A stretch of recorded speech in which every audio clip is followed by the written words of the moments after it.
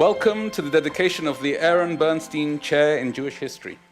I would like to congratulate the first incumbent of the chair, my esteemed colleague, Professor Hanna Yablonka from the Department of Jewish History in the Faculty of the Humanities and Social Sciences, of which I have the honor of being the Dean. Our faculty is one of the largest in the university, comprising of 21 departments and another 8 teaching programs covering disciplines from psychology to philosophy, economics and literature, sociology and anthropology, to archaeology, Bible and the study of the ancient Near East, politics and government, and history. We have over 5,000 students studying for the BA and advanced degrees, and we are proud that many of our graduates go on to contribute in significant ways in their chosen professions. Our vision and mission is to provide our students with the skills and tools necessary to make them good, productive, and socially engaged citizens of Israel. We also aim to identify and train those with the potential to become the leading lights of the next generation of academics. We hope that those that we train will become even more accomplished than we are, and that their research will contribute to making this university, country, and dare I say, the world, a better place for all of us. The research carried out in the faculty is a reflection of the abilities of our researchers, but is also a result of the special atmosphere and collegiality that exists in the faculty. Over the past year, since being elected dean, I have met with many of my colleagues, both formally and informally.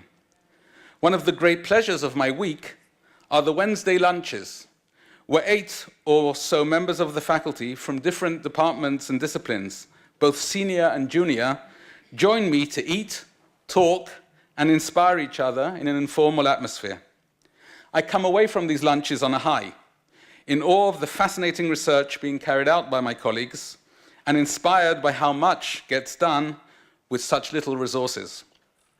These lunches are a constant reminder to me of just how significant our research is for our community and for the greater good. The excellence and quality of our research has been recognized with 2 Israel Prizes given to professors of the faculty, an ERC, that's European Research Council Advanced Grant, and the foundation of an Israeli Center of Research Excellence, amongst many other distinguished awards. We also pride ourselves on not remaining within the ivory tower, but in line with the vision of the university, reaching out to the broader community and being involved with civil society. Professor Hanna Yablonka, being honored here today with the Aron Bernstein Chair in Jewish History, is a prime example of someone who not only is a leading historian in the study of the Holocaust, but is also hugely invested in how the insights she gets from her research determine how history in general and the Holocaust in particular is taught in schools in Israel. Hanna has not been shy in speaking out against the prevalent ideologies in the Ministry of Education, even when it came at a personal cost to her. You will hear more about her work and the reasons for her getting this chair shortly, but first I would like to ask Tony Young, President of BGU, and Professor Tzvi HaKohen, the university's rector, to come up to the podium. Professor HaKohen will present Tony Young with the chair scroll as she receives them on behalf of the late Aron Bernstein.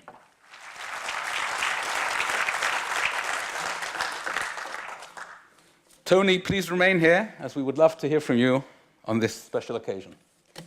Thank you, and I will begin my remarks by saying that I was not honored enough to know Aron Bernstein. I'm here as the representative, as the president of American Associates of Ben-Gurion University. You have some notes in the brochure in front of you, but I just want to add a few very important things. Aron Bernstein was a Holocaust survivor. He was the sole survivor in his family. Aron Bernstein visited BGU just once, but what he saw here inspired him. That, combined with his determination to leave a legacy that would provide for future generations in Israel, led him to leave a multi-million-dollar bequest to American Associates of Ben-Gurion University. His intention was to establish a scholarship fund. Now, it's not so unusual for AABGU to receive a bequest when there are no family members, and we always recognize those, but it's particularly poignant when it happens to be a Holocaust survivor. In this case, it's a real honor to represent the family that would have been here had there been survivors.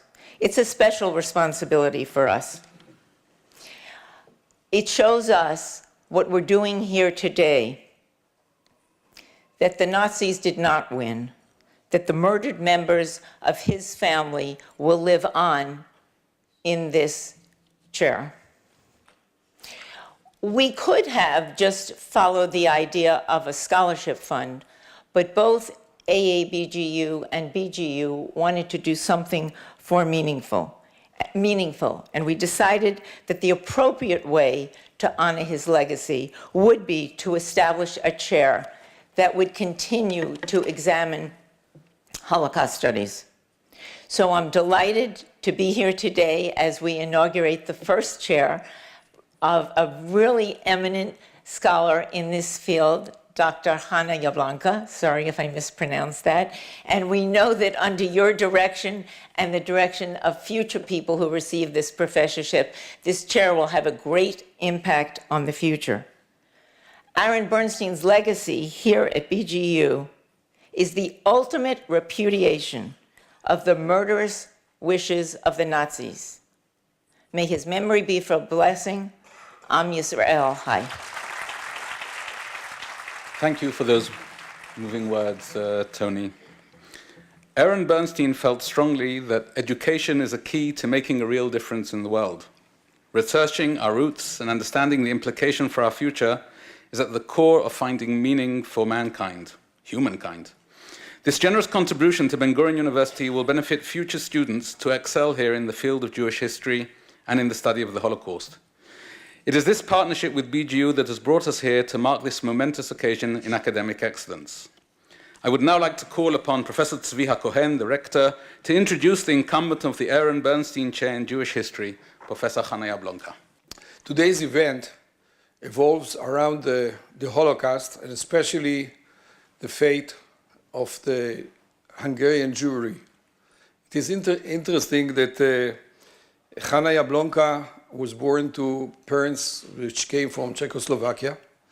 I was born in Transylvania, Romania, and yet both of us relate to the tradition of the Hungarian Jewry, because Hungary was much bigger than it is now.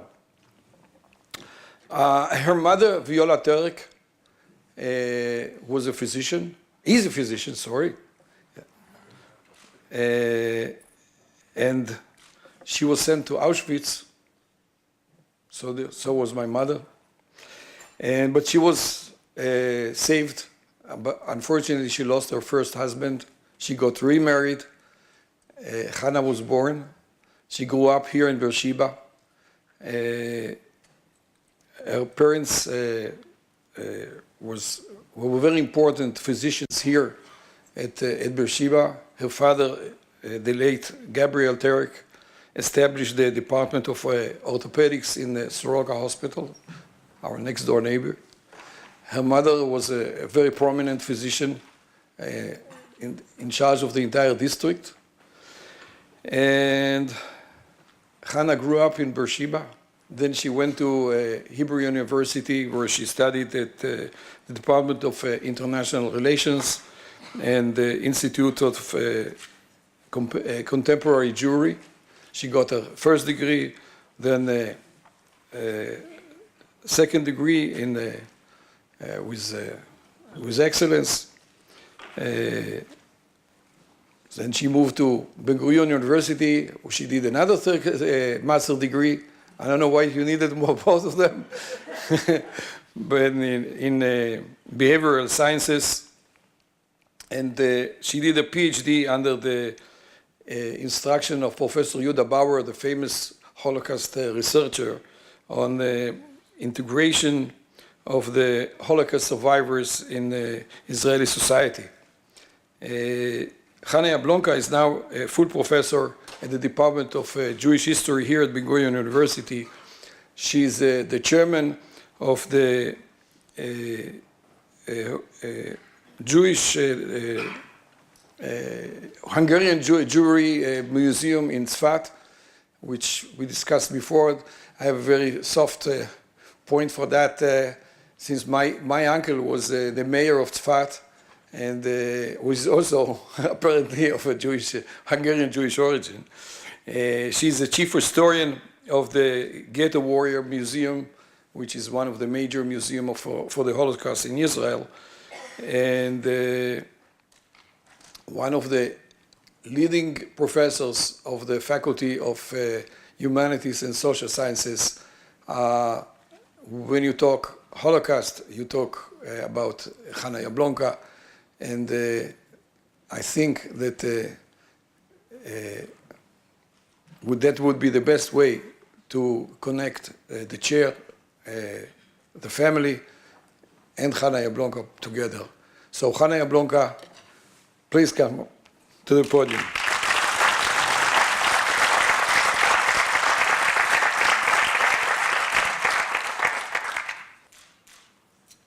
Okay.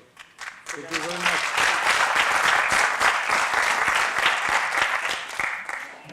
I'm a very informal person, so I have to get used to formalities, but it will be okay. You see? Just to prove. Dear all, I'm grateful and honored to have been granted the Aron Bernstein Chair for Jewish History. I take great pride in being the second generation to be part of BGU, which I call my second family and home for almost 30 years now. My parents were among the establishers of the medical school in the early 1960s. I am affiliated with the Jewish History departments since the 1980s, and together with my friend Tuvia Freeling, we created the first ever State of Israel studies in the State of Israel. Also, in the 1980s, after finishing my master's at the Hebrew U, in one of our weekly coffee sessions together, my father cautiously suggested I write my PhD thesis on the issue of the Holocaust survivors and their integration into the Israeli society and state. I thought it was an intriguing idea. However, I was quite convinced that such a research had been already done. I was proven big time wrong. Surprisingly enough, my PhD, which also appeared as a book published by New York University Press, was the pioneering research into the amazing, inspiring story of empowerment and success. A story which is a social history at its best, in addition to a moral teaching for a lifetime.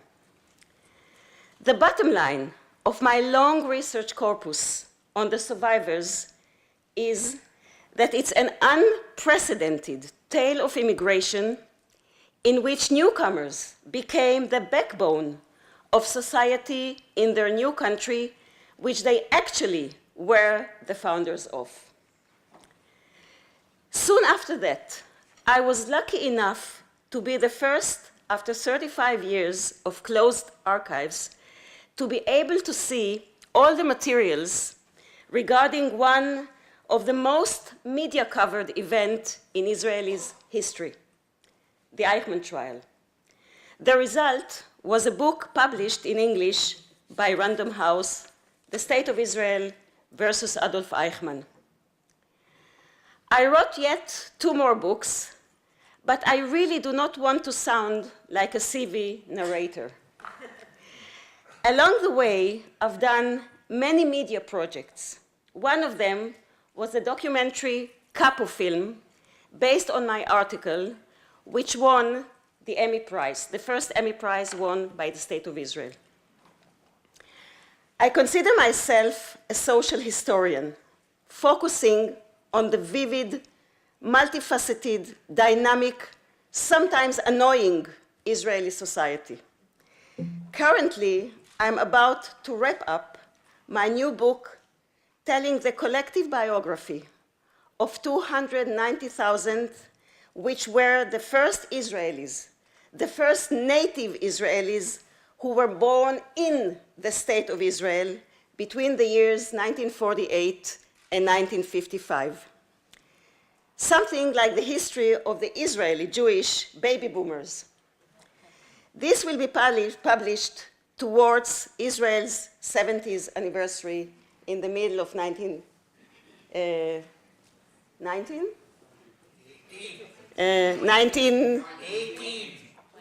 Yes, exactly.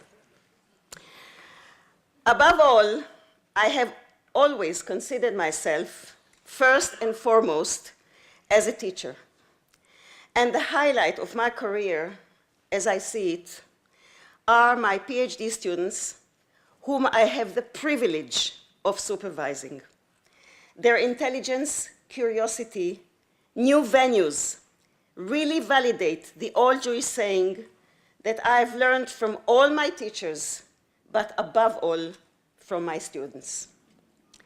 I have already 6 complete doctors and another 10 students on their way to join them. A few among them enlarged and opened new roads in the research corpus about the Israeli survivors of the Holocaust. Writing, among others, about survivors, physicians, and their impact on Israeli health services and system, and 81 survivors who served since the first Knesset elect and their impact on Israeli politics. I have to say that one of the findings that we found is the fact that the first 2 medical students' courses in the Hebrew U in 1949 and 1950 was comprised of 90% of survivors of the Holocaust. And if you only figure in your mind what does it mean that somebody after the Holocaust, losing all his family, going over one of the biggest tragedies of human being, going back to study medicine, this is a huge finding and a very dramatic event. Thus, personally, closing in my students, my father's wish expressed back then in the mid of the 1980s. Let me now, with great pride and thrill, introduce to you 3 of these very promising scholars of the future who sit here with great anticipation. The first one, whom I would like to call, is Dr. Amir Peleg.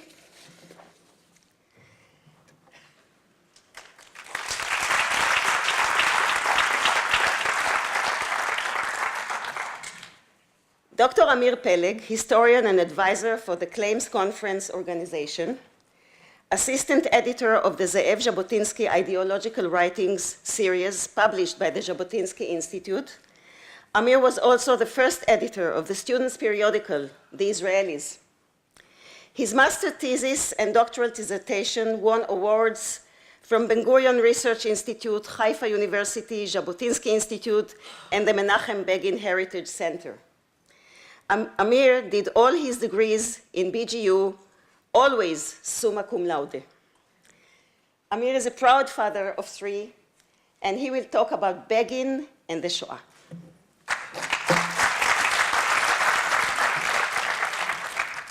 Thank you very much, Hanna. I'm very excited to be here after all these years studying from you and with you. And it's a big honor for you and for me, and I think for the university. My dissertation title was Menachem Begin and the Holocaust, History, Politics, and Memory. Menachem Begin was Israel's prime minister during the years 1977 and 1983. He is regarded as one of the most popular of Israel prime ministers and political leaders, and at the same time one of the most controversial figures in its history. The focus of my research was the question, did the lessons that Menachem Begin learned from the Holocaust become a major part of his worldview and a leading factor in his decisions and actions as a political leader, leader of the underground, the Irgun, the Etzel in the 1940s, Israeli opposition leader, and since 1977, the Prime Minister of Israel. The bigger question I tried to research was how does the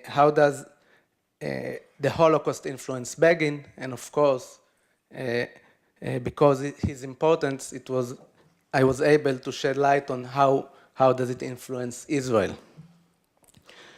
How can you find out if the Holocaust and the lessons from the Holocaust really influence the leader? A political figure that have so many different considerations that influence its decision-making process. The answer is a good, old-fashioned historian work. You are starting from the documents. You're looking for patterns in the speeches and writings of the object of your study, i.e. Menachem Begin. You're looking for early ideological and political influences. You're looking for a traumatic or watershed moments that influenced and shaped the leader ideology. Later on, you see if when the leader reached position of influence, did he really operated according to his ideological principles and statements. One of the main findings of my research is that Begin's worldview and ideological principles in their incorrect stage, even before the outbreak of World War II and the Holocaust, he had already beliefs and ideological beliefs that were formed in his thinking and his writing before the Holocaust, but the Holocaust only strengthened these beliefs. He believes in the same things before, and when the Holocaust happened, it made them a real part of his ideology. Begin's childhood and youth formed in him a pessimistic worldview of constant struggle between Jews and Gentiles. The 1930s, with their political upheaval marked by the rise to power of the Nazi Party in Germany, led Begin to a complete mistrust of the international community and its ability to solve the distress of the Jews. Begin's notion was accompanied by strong disbelief in the existence of world consciousness that will come and help the Jews and save the Jews in time of difficulty. The Holocaust fused these early beliefs into his worldview after World War II. Begin formulated a series of lessons deriving from the Holocaust. The central points of these beliefs were total lack of trust on world consciousness that will protect the Jews, the importance of keeping and maintaining Jewish national honor, national defense strategy. In any future, that's what Begin said, that in any future annihilation threat, the Jewish people will have to trust only their own force, that the Jews always have to believe those who declare their intention to annihilate them and never underestimate those declarations. The supreme lesson Begin learned from the Holocaust was a lesson that was the frame that included all the other lessons, was his belief that a sovereign Jewish state is the only stronghold against a future Holocaust. Now, on every one of these points, I could talk now for an hour, but I don't have the time for it, so I will just elaborate shortly on the issue of the influence of the Holocaust on Begin's national defense strategy. Begin refined this lesson during the revolt against the British. As I said, he was the leader of the Etzel, the Irgun underground, and argued that nations who feel under attack have the right for early offensive attack against its enemies.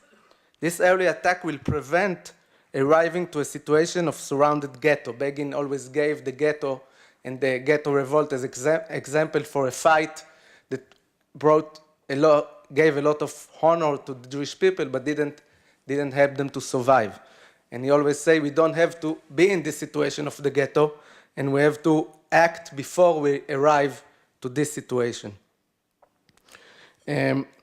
In light of these examples, Begin described the offensive use of force as the only moral way in light of the Holocaust lesson. The moral offensive war by choice,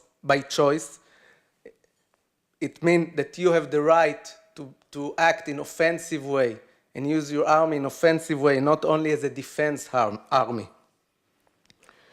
And this defense is a justified self-defense act.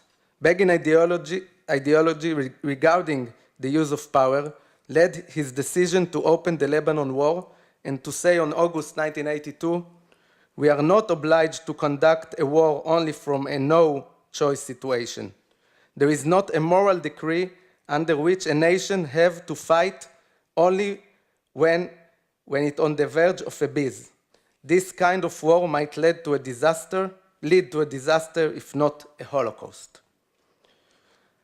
The bombing of the nuclear reactor in Iraq exemplified Begin national defense doctrine, the right of a self-defense attack against an enemy that threatens to destroy you and prepare to do so.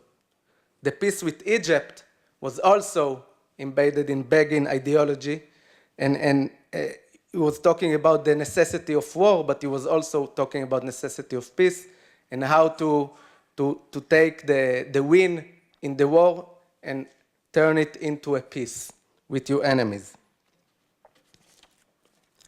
As I said, the goal of my study was to examine the place of the Holocaust and its lesson in Begin's ideology and decision-making. This study tried to understand if the Holocaust lessons were in the core of his worldview and directed his deeds, or if they were more of a rhetorical tool that Begin used in order to justify his decision and actions. The conclusion of my study is that the Holocaust lessons were a nuclear foundation in Begin's worldview and instructed his acts and decisions as a leader. It is impossible to analyze and interrupt Begin's leadership without giving a significant place to the Holocaust and to the lessons of the Holocaust in his ideology. Because of this determination, this study also shows the profound influence of Begin on the shaping of Holocaust consciousness in Israel and on the shaping of the Israeli society. Thank you. You know, to speak 5 minutes about your PhD thesis is like trying to summarize the Bible. So let me call Mrs. Tehila Malka. Mrs. Tehila Malka is a pedagogical advisor at the Herzl College and a teacher at the secular yeshiva of Bina. Her topic of PhD, which is now being written, almost on the verge of the end, a third category, missing persons after the Holocaust. Tehila did also all her degrees in Ben-Gurion, as well, summa cum laude, and is the proud mother of 4.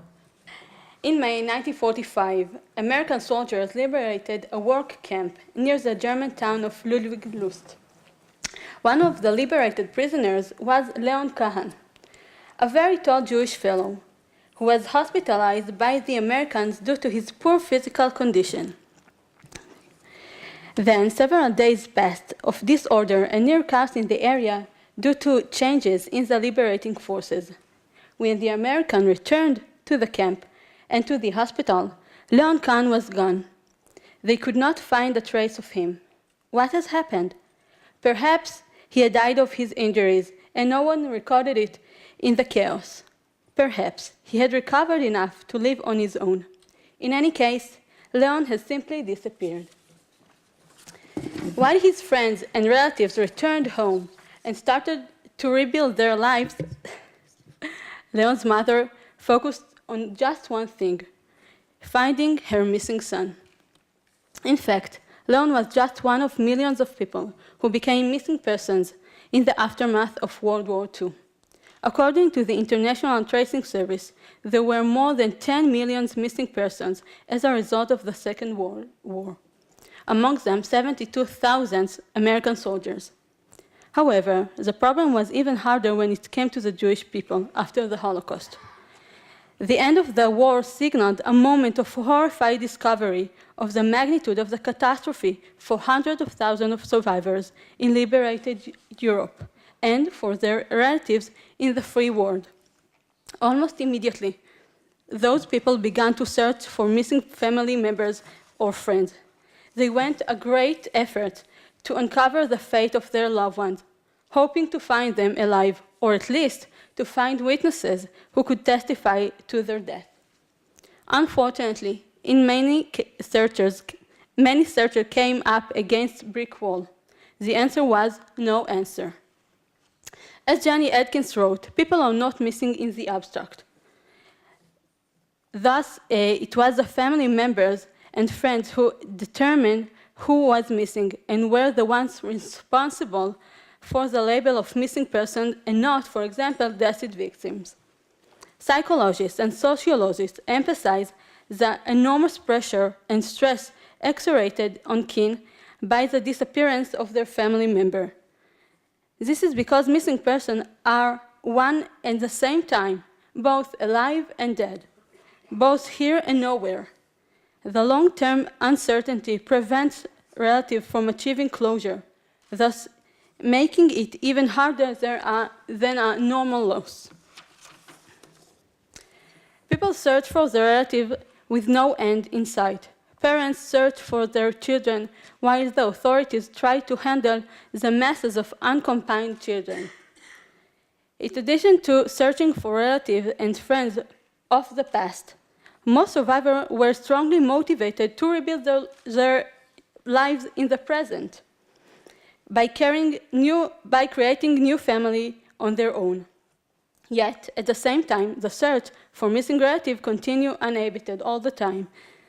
This was the situation the Agunot, for example, dealt with. According to Halakha, Jewish law, a woman has the right to remarry if there is absolute certainty of the death of her husband. If this is not the case, she is considered as aguna and denied the right to remarry. The circumstances of the Holocaust prevent that certainty in many cases. And so, women who survived the war lost everything and everyone. As a direct consequence of their missing husband, were stuck in limbo. I believe that the huge missing persons phenomenon requires us to re-examine the axiom that there were just two outcomes of the Holocaust: murdered victims or living survivors. I posit, based on my research, that a third category is caused by the Holocaust: the missing. This category has its own structure, its own definition, and even maybe its own commemoration, such as memorial sites for the missing. In my work, I try to understand how the missing persons issue spurred individual leaders and organizations to do things they did. One example is the well-known Search Bureau for Missing Relatives that was set up for just this purpose. This leads me to the aspect of Holocaust that, in my opinion, has been not sufficiently studied: the missing persons phenomenon through the perspective of family members. Leon was never found, but after almost 2 years of searching, someone discovered a grave of a very tall man in Germany. The name on the gravestone was Leon Kalm. For his mother, this was enough evidence, and she stopped searching for her son. But even today, over 70 years later, many families continue to be haunted by uncertainty over the fate of their missing loved ones. Thank you very much. And last but not least, obviously, Mrs. Dalit Dannenberg. She's a history teacher in one of the leading Jerusalem high schools, the one near the Hebrew U. She did her master's degree in the Hebrew University in Jerusalem and joined me in Beersheba seeking for a PhD research program that would combine her fields of interests, which are Holocaust historiography and modern Israeli society. Dalit is the proud mother of four, I know. Her son serves now in the IDF, and the title of her research is When Historians Remember Autobiographical and Scientific Writing in Israeli Holocaust Survivor Historia. Good evening. I'm grateful for the opportunity to speak here today in honor of Professor Yablonka. In my research, I study historians who wrote their own history. I focus on the subgroup of Israeli historians that are Holocaust survivors who wrote autobiographies. One of these historians is Yitzhak Arad, who was a young partisan during the Holocaust. Arad came to Israel after the war and fought in the Independence War. He served in the army for many years as a field commander and later was the army's chief of education. In parallel, he started an academic career as historian of the Holocaust. Arad was the chairman of Yad Vashem, the National Holocaust Memorial Institute, for more than 2 decades. Actually, he was the only Holocaust survivor to serve in this position. Yitzhak Arad named his third autobiography, Carving in Memory, Fighter, Survivor, Commemorator. The title expresses his life story and duty to remember and recollect.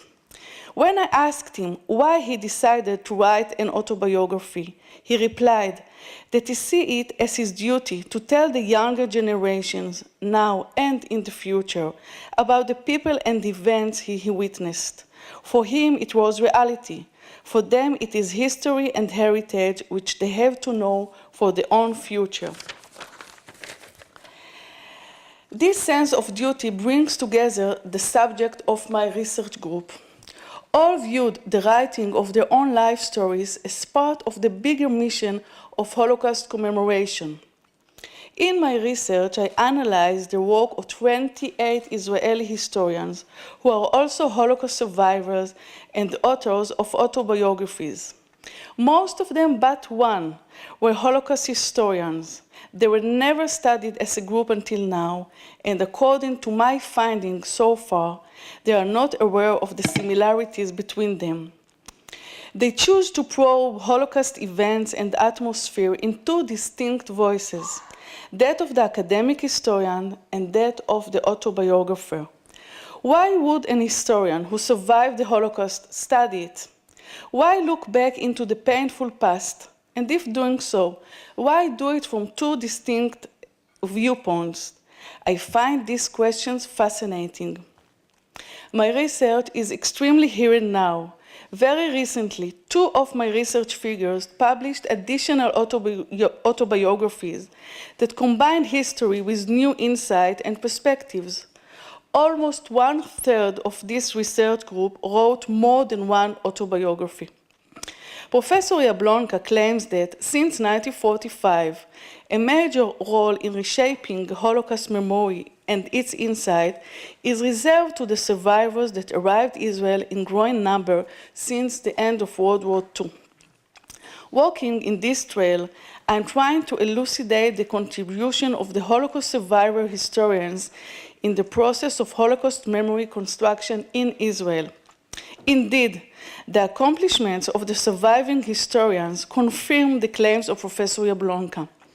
One of many examples is Dr. Mark Dvorzhetsky, the survivor, physician, historian, and autobiographer, who was the first, after continuous struggle, to teach the Holocaust in an academic program in Bar Ilan University.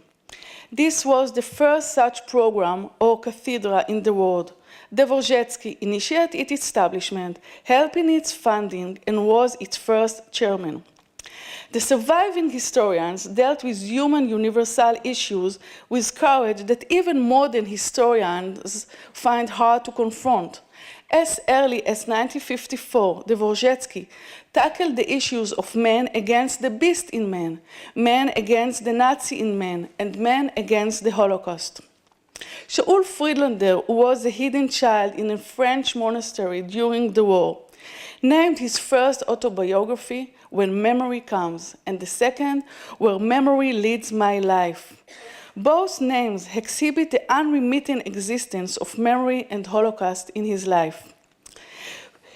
In a scholar article discussing his perceptions as a Holocaust historian, Friedlander states, I attribute importance from the first degree to the personal voice in addition to its value as evidence. The voice of the victim is unnecessary when describing the history of wheat prices on the eve of the French Revolution, but is essential for representation of extreme historical events such as the Holocaust, which ordinary historiography tends to domesticate. The personals, cries and whispers of the victims evoke a sudden and intense initial emotional response even from the most learned historical narrative. I came to these sources out of curiosity. I love people and love to read life stories. I knew that at the basis of my research will be the memoirs of Holocaust survivors who immigrated to Israel after the war. I wanted to understand the move from homeland to rebirth in Israel. How do you cope with the pain of the past and the longing? Professor Yablonka has been with me in the search process from its inception. She guided me wisely along the path of transforming the original abstract idea into scholarly academic research. Her patience and encouragement led me to study this unique group of Holocaust historians who wrote their life stories.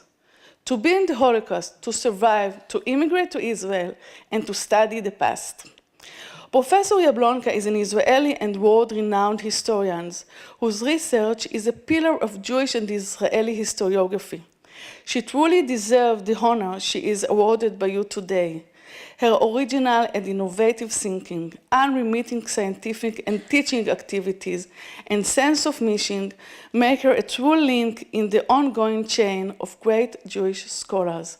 Thank you very much for your attention. Toda rabba. Toda. I think, first of all, congratulations to Hanna, and I think... yeah. And I also think you can... And I think you can paraphrase, we can paraphrase the rabbinic saying, happy is a person who has students such as those that we heard here today. So thank you to our participants, Tehila Malka, Dr. Amir Peleg, Dalit Dannenberg, and of course, Professor Hanna Yablonka, for allowing us a glimpse into the fascinating discussion about and research about the Holocaust and the effect of the Holocaust on Israel. I'm actually supposed now to conclude the ceremony, but I'm going to go away from the text for a second, because I think after listening to Hanna and listening to Tony talk about Aron Bernstein, I don't think we can end this